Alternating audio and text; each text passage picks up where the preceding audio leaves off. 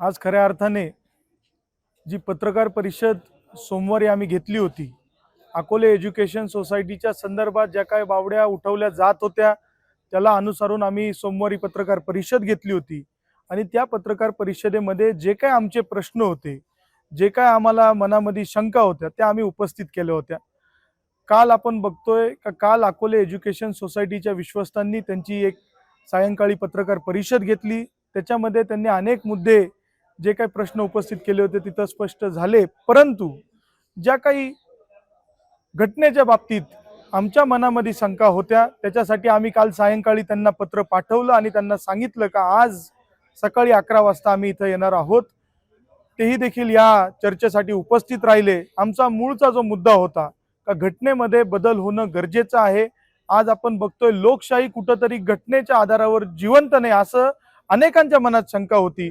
तर सविस्तर डॉक्टर अजित नवले असतील, डॉक्टर उगले साहेब असतील, सगळ्यांनी, त्याचबरोबर सदाशिव साबळे असतील, आम्ही सर्वजण, महेश नवले, सर्वजणांनी चर्चा केली। त्या चर्चेतनं एक निष्पत्त असा निघालाय की आता संस्थेला काही कार्यकाळ द्यायचा, थोडासा वेळ द्यायचा।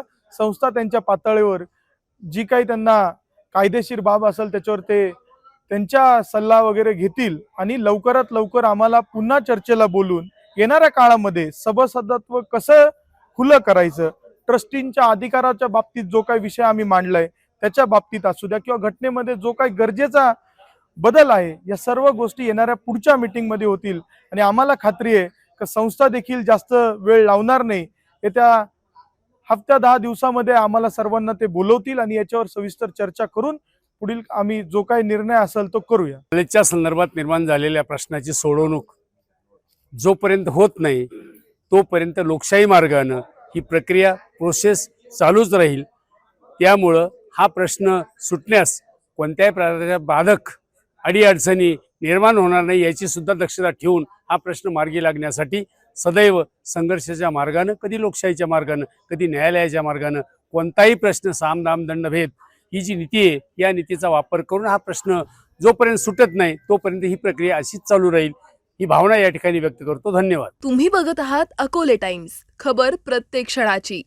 आमच्या फेसबुक पेजला लाईक करा आणि यूट्यूबवर चॅनलला नक्की सबस्क्राईब करा।